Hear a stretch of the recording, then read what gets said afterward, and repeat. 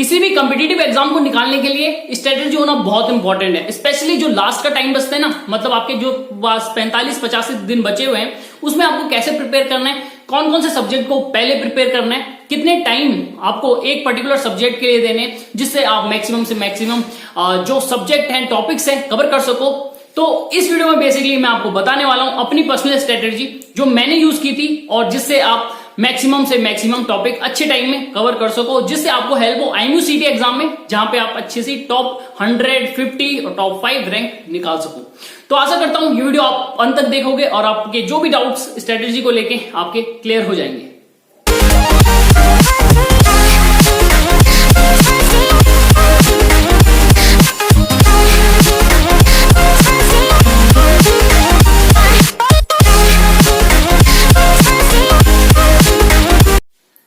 So hey guys what's up, this is and आज मैं आपको बताने वाला हूँ स्ट्रेटेजी लास्ट 45 डेज की, और जो भी ये आपकी टाइम टेबल होने वाला है, कैसे आपको पढ़ना है। ठीक है, इसमें आपको एक चीज ध्यान रखनी है कि जो मैं कुछ पॉइंट्स आपको बताने वाला हूँ ना, इनको अगर आप अप्लाई नहीं करोगे, इनको अगर आप स्ट्रिक्टली फॉलो नहीं करोगे, तो जो भी प्रोसीजर मैं आपको बाद में बताऊंगा वो उतना ज्यादा मैक्सिमम बेनिफिट नहीं दे पाएगा।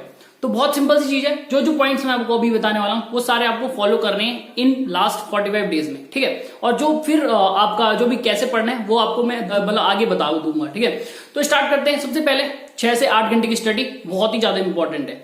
आपके पास 24 घंटे होते हैं, 24 में से अगर मान के चलो अगर आप 8 घंटे की स्टडी कर रहे हो ना, तो बहुत बढ़िया, बहुत आसानी से आप बहुत चीजें कवर कर सकते हो। ठीक है, यही एक छोटा सा डिफरेंस है कि आप कम टाइम पे ज्यादा पढ़ सकते हो, उसके लिए 6 से 8 घंटे। अदरवाइज किसी को कुछ प्रॉब्लम हो रही है तो कवर नहीं कर पा रहे, थोड़ा सा ऊपर से कर सकता है। ठीक है, डिफिकल्ट होगा बट कर लेना, कोई प्रॉब्लम नहीं है। 45 दिन नहीं करना है। दूसरा, नो डिस्ट्रैक्शन।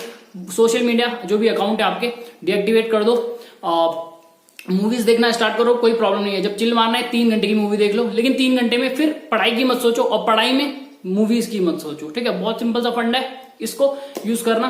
और दूसरा, जितनी कम चीजों में आप जितने कम एक्टिविटी कर सकते हो ना, उतनी करने की कोशिश करना।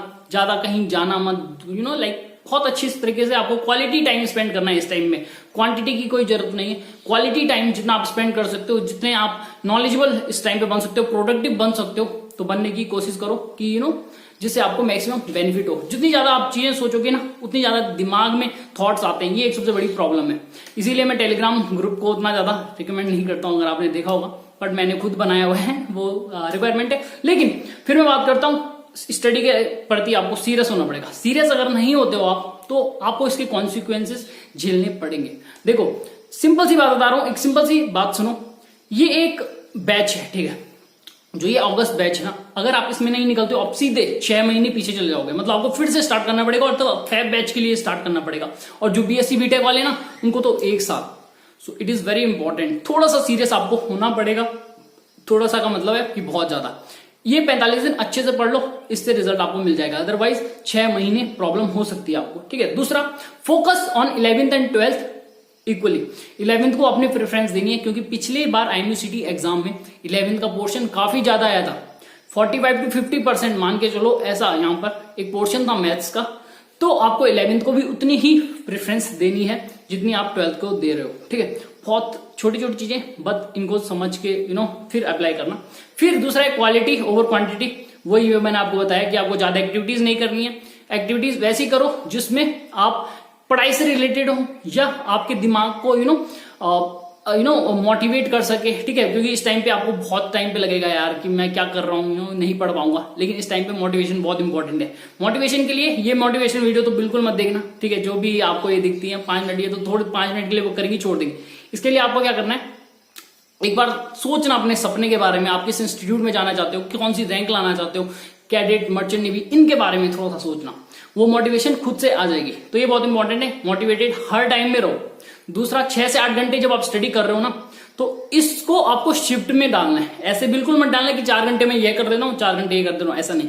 शिफ्ट में, स्पेशली 3 शिफ्ट में आपको डालना है। एक मॉर्निंग, आपकी इवनिंग, और आपकी हो गई नाइट। नाइट का यहाँ पर मैं कहीं ना कहीं प्रेफर करता हूँ, नाइट को ज्यादा अच्छी स्टडी होती है कि उस टाइम पे सब डिस्टर्बेंस नहीं होता है। बेसिकली मैं भी अगर मैं ज्यादा रात तक भी पढ़ रहा हूँ, अगर 2 बजे तक भी पढ़ रहा हूँ, तो अच्छा है स्पेस, ठीक है। सुबह देर में उठ जाऊंगा कोई प्रॉब्लम नहीं है, बट वो वाला स्पेस में कोई डिस्टर्ब करने वाला नहीं होता है। This is something you have to keep in your mind. और रात का जो है 3 घंटे आप अगर उसको स्लॉट को बुक कर दे तो बढ़िया है, ठीक है। मतलब आप 2 बजे तक ही मत जाना, अगर आप 10 से स्टार्ट कर सकते हो 1 तक तो वो भी बढ़िया है, ठीक है। तो 3 घंटे रात के हो गए।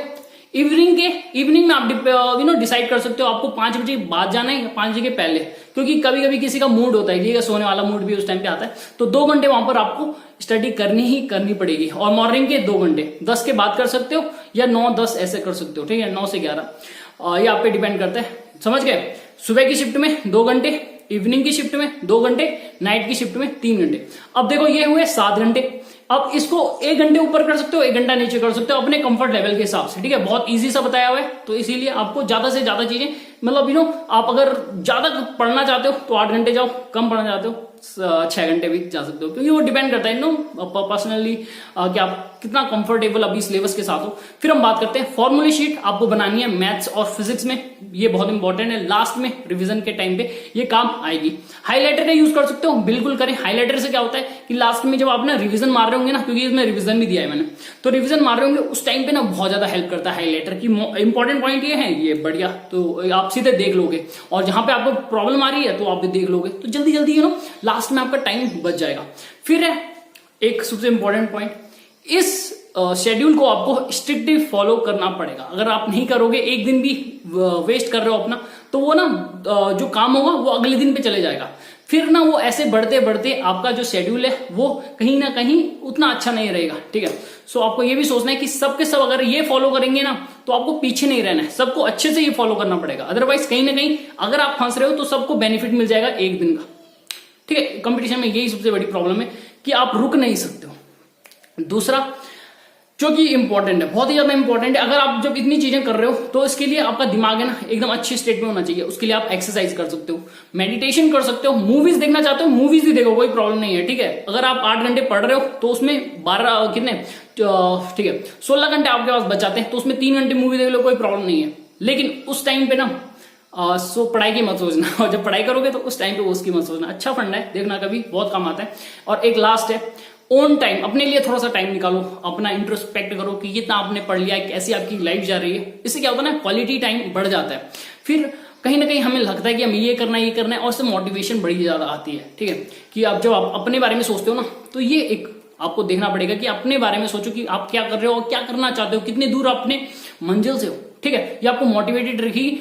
और बस इतने, इन सारे पॉइंट्स को अगर आप ध्यान रखते हो तो ये आगे जो मैं आपको बताने वाला हूं, फिर इस शेड्यूल को आपको फॉलो करना है।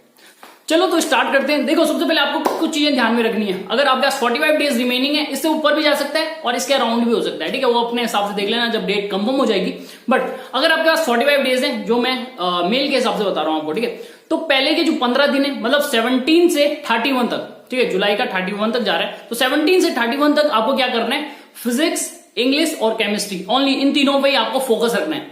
अब देखो 11th, I don't think so कि बहुतों ने पढ़ी होगी, तो 11th में जो फोकस करना है ना, ये इस टाइम पे ही करना है आपको, ठीक है। और देखो मैंने बताया था आपको 6 से 8 घंटे की स्टडी आपको करनी है, ठीक है, मिनिमम 7 मान के चलो। अगर जो अच्छे से अच्छा करना चाहता है तो 5 घंटे आपको फिजिक्स को देने और 2 घंटे आपको इंग्लिश और केमिस्ट्री को देने, ठीक है। इस चीज का ध्यान रखें, एक क्वेश्चन एक ही नंबर का है, लेकिन जो फिजिक्स है ना, यहीं पे ही सब फंस जाते हैं। अगर आपके फिजिक्स का अच्छा सा कर लेते हो ना, पोर्शन अच्छा सा कर लोगे, तो आपको ज्यादा से ज्यादा नंबर आने के चांसेस रहते हैं, ठीक है। तो कहीं ना कहीं सब इसी में फंसते हैं, स्पेशली 11th में। तो देखो मैंने इस पे डिटेल्ड सिलेबस वीडियो बनाई हुई है, अगर आपने वो नहीं देखी है उसको जरूर देखें। उसमें मैंने मोस्टली आपको सारी चीजें बताई हुई है। आपको इसमें फिजिक्स में क्या करना है, आपके कॉन्सेप्ट क्लियर करने हैं। कॉन्सेप्ट आपको एकदम क्लियर होने चाहिए, आपको पता होना चाहिए अगर ये क्वेश्चन पूछा जा रहा है तो मुझे कौन सा फॉर्मूला यूज करना है, मुझे कौन सी चीजें याद रखनी है, ठीक है। भैया वाला सिंपल सा रिलेशन सारे पता होने चाहिए। साथ ही साथ 15 न्यूमेरिकल पर चैप्टर के अगर आप कर सकते हो बिल्कुल करें, 15 न्यूमेरिकल जरूर करें। क्यों, 15 न्यूमेरिकल से क्या होगा ना, आप एकदम सेट हो जाओगे उन टाइप के क्वेश्चंस के लिए। अगर आप 2-4 करोगे तो फायदा नहीं होता, 2-4 में क्या होता है कि आप भूल जाओगे, लेकिन जब आप 15, 10, 15, 20 ऐसा करोगे ना, तो आपके दिमाग में वो रहेगा। और आपको मैंने बताया कि 5 घंटे आपके पास है, फिजिक्स पढ़ने के लिए 5 घंटे दिए हैं, तो 5 घंटे में आप बहुत चीजें कर सकते हो, ठीक है। एक एक दिन में 2 चैप्टर, कहीं कहीं अगर छोटे चैप्टर हैं तो एक एक दिन में 3 चैप्टर है, आप कर सकते हो। जैसे कि अगर मैं बात करूं डॉपलर इफेक्ट की, एक मास्टर फॉर्मूला है जिससे आप ऑलमोस्ट सारी कंडीशन को एक फॉर्मूले से कर सकते हो। बस उसके लिए प्रैक्टिस आपको चाहिए, 1 घंटे में वो पूरा चैप्टर कंप्लीट। तो सोच सकते हो फिर आपके पास 4 घंटे बचते हैं और 4 घंटे में आप कितने चैप्टर और कर सकते हो। तो ये है, ठीक है। और इतना ही आपको ध्यान में रखना है, कॉन्सेप्ट आपके क्लियर करने हैं आपने फिजिक्स में, 15 न्यूमेरिकल आपके मिनिमम होने चाहिए। फिर उसके साथ साथ आपको एक फॉर्मूला शीट बनानी है, ठीक है। फॉर्मूला शीट का मतलब है एक चैप्टर का नाम लिखा, उसमें जितने भी फॉर्मूले अवेलेबल हैं, जितने भी रिलेशंस अवेलेबल हैं, वो सारे आपको उसमें लिख देने। अब उसमें लिखने से क्या होगा, जब लास्ट में आपके पास लास्ट का टाइम बचेगा ना, तो उसमें जब आप देखोगे तो याद होना आसान हो जाता है।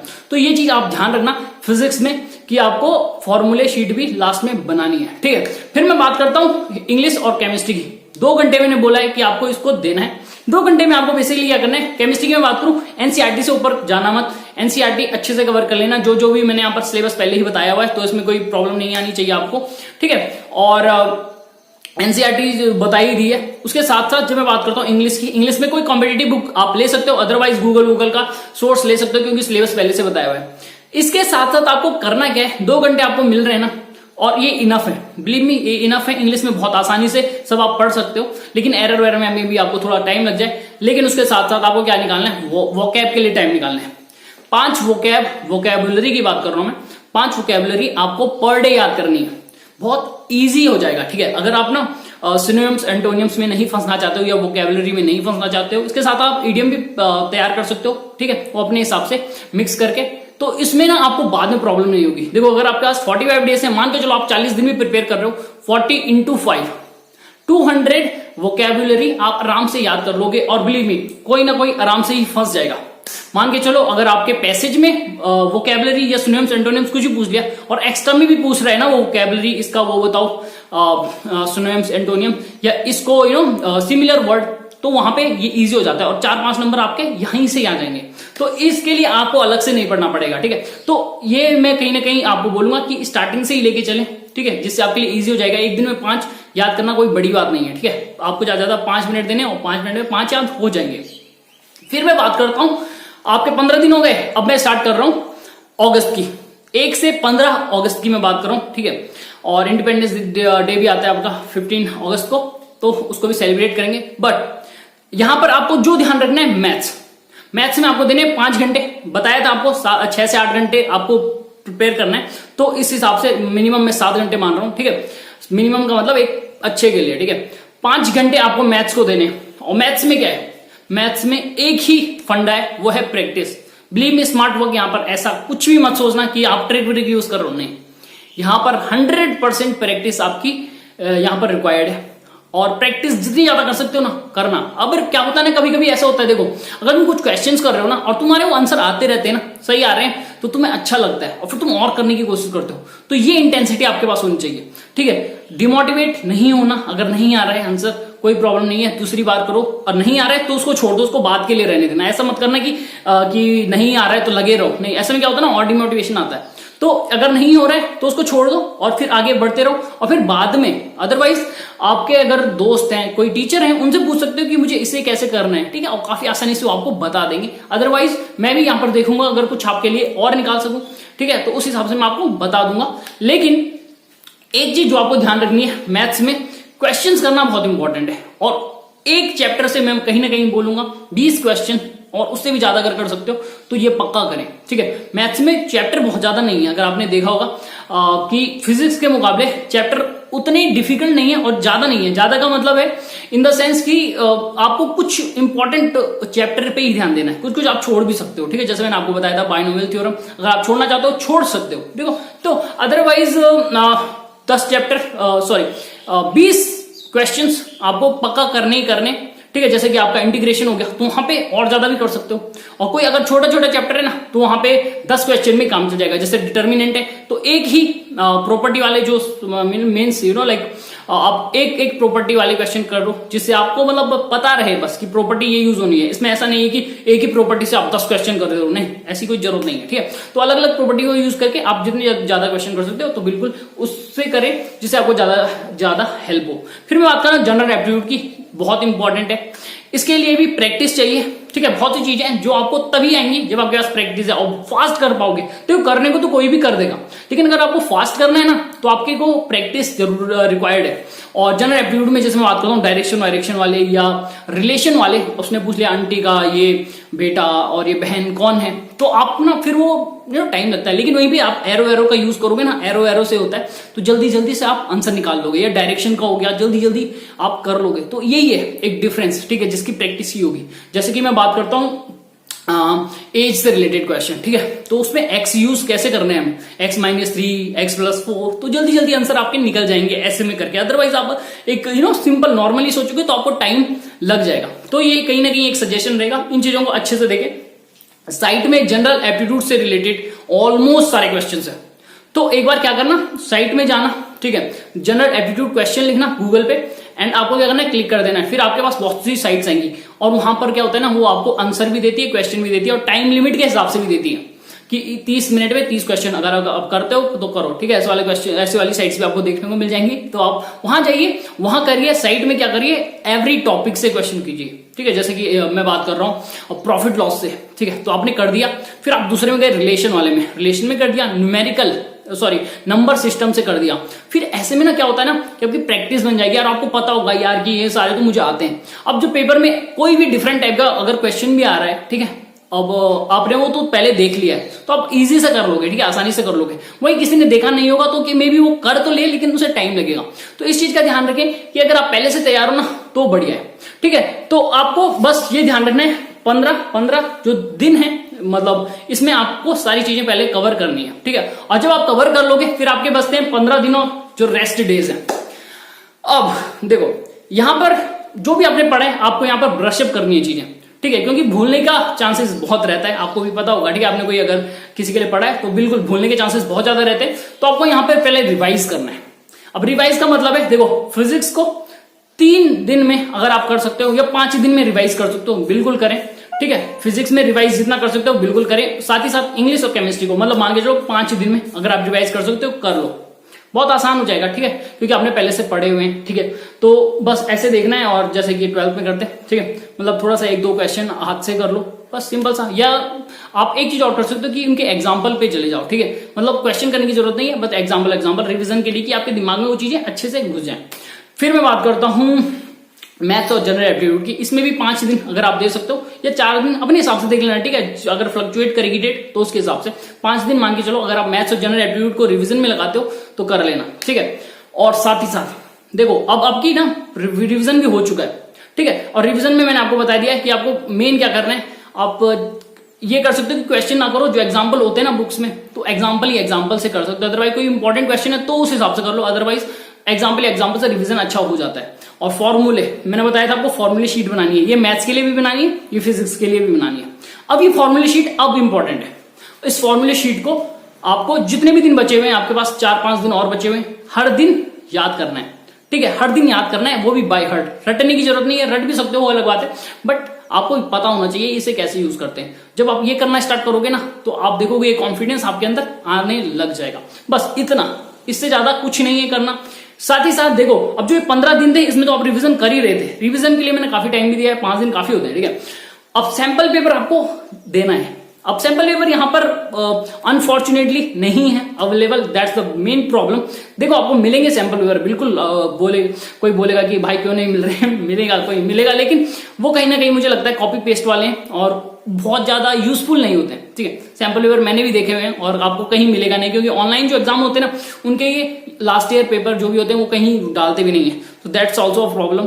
बट सैंपल पेपर अगर आप देख सकते हो, ठीक है, या हाँ सिमिलर टाइप ऑफ क्वेश्चंस अगर आप देख सकते हो तो करें। जैसे कि मैंने आपको बताया है कि बाइनरी नंबर से एक क्वेश्चन आ रहा है, इस टाइप का आ रहा है, तो उस चैप्टर में जाके उस टाइप के 2-4 क्वेश्चन और कर लो, ये आपके पास एक अच्छा ऑप्शन है। अदरवाइज सैंपल पेपर में थोड़ा सा प्रॉब्लम है, लेकिन इसके साथ साथ मैं आपके लिए कुछ और आपको नई चीजें बताऊंगा कुछ आने वाले टाइम में, ठीक है, उसमें मैं काम कर रहा हूं, तो उससे आपको इसमें हेल्प हो जाएगी। सैंपल पेपर ये नहीं एकदम रियलिस्टिक सिस्टम, ठीक है, मे बी वो उतना एक्यूरेट ना हो, बट जो रियल एक्सपीरियंस होगा ना वो आपको देने की मैं कोशिश करूंगा बिल्कुल, तो जिससे आपको मतलब सारी चीजें आपकी क्लियर हो सके, ठीक है। प्रैक्टिस हो रही है और सैंपल पेपर पूरे 15 दिन सैंपल पेपर का मतलब ये नहीं कि आपके पास सैंपल पेपर होना जरूरी है, आप कर सकते हो एक जो टाइप के क्वेश्चन है ना उस टाइप के क्वेश्चन कर सकते हो, ठीक है, वो ही हो गया, इक्विवेलेंट हो गया। बट लास्ट में अगर आपका सैंपल पेपर कहीं का भी है, कैसा भी है, वो भी यूज कर लेना, ठीक है। साथ ही साथ मैंने आपको बताया कुछ साइट्स देखूंगा मैं, ठीक है, अगर मुझे मिल गई तो मैं आपको शेयर कर दूंगा। उसके साथ साथ जब आप ये मॉक टेस्ट सैंपल पेपर सब कर लोगे, वोकैबुलरी, ठीक है, मैं बात कर रहा था वोकैबुलरी की, तो वोकैबुलरी जो है ना इसको आपने अच्छे से करना है। जितने दिन आपको मैंने बताया था वो सारा, तो उसको एक बार रिवीजन कर देना। रिवीजन करोगे तो आसानी से सब चीजें याद होंगी, क्योंकि ना ये चीजें ऐसी हैं, देखो इनमें टाइम लगता है, ठीक है, ऐसा नहीं है कि आप एक दिन में 10 पढ़ सकते हो, 20 पढ़ सकते हो, नहीं, इसमें आप 3 पढ़ो, 5 पढ़ो एक दिन में, फिर जब आप 100वें दिन में पहुंचोगे, 50वें दिन में पहुंचोगे या 30वें दिन में पहुंचोगे ना, तो ये बढ़ जाते हैं, ठीक है। तो यही एक इंपॉर्टेंट चीज है कि आपको ये छोटे छोटे स्टेप लेने और आप आसानी से सब चीजें कर सकते हो, लेकिन इसके लिए आपको हमेशा फोकस रहना जरूरी है। कम से कम डिस्ट्रैक्शन जितना हो वो होना जरूरी है, ठीक है, कि डिस्ट्रैक्शन ना हो। सब चीजें अगर आप कर सकते हो, सोशल मीडिया जो भी है वो अपना बंद कर सकते हो, बिल्कुल करें। देखो ये आपकी लाइफ का सवाल है, आपको ये समझ नहीं आ रहा है अभी, ठीक है, मे बी अभी आप 18 में हो तो आपको लग रहा है कि मैं इजी ले लूंगा, लेकिन जब आप ना 1 साल नहीं निकलोगे या 1.5 साल नहीं निकलोगे ना, तो प्रेशर कभी पूछना 20 ईयर्स वाला जो दे रहा है उससे पूछना, ये प्रेशर ये बहुत ज्यादा हो जाता है, ठीक है। इस चीज का ध्यान रखो कि अभी थोड़ा सा मेहनत करनी है और आगे की लाइफ अच्छी आपकी हो जाएगी, ठीक है। तो आशा करता हूं ये वीडियो आपको अच्छी लगी हो और इससे बहुत ज्यादा आपको हेल्प होने वाली हो, और अगर आपको अच्छी लगी है तो लाइक करें, कमेंट करें, शेयर करें, सब्सक्राइब करें चैनल को, और ऐसी वीडियोस के साथ हम आते रहेंगे। सो मिलते हैं अगली वीडियो में।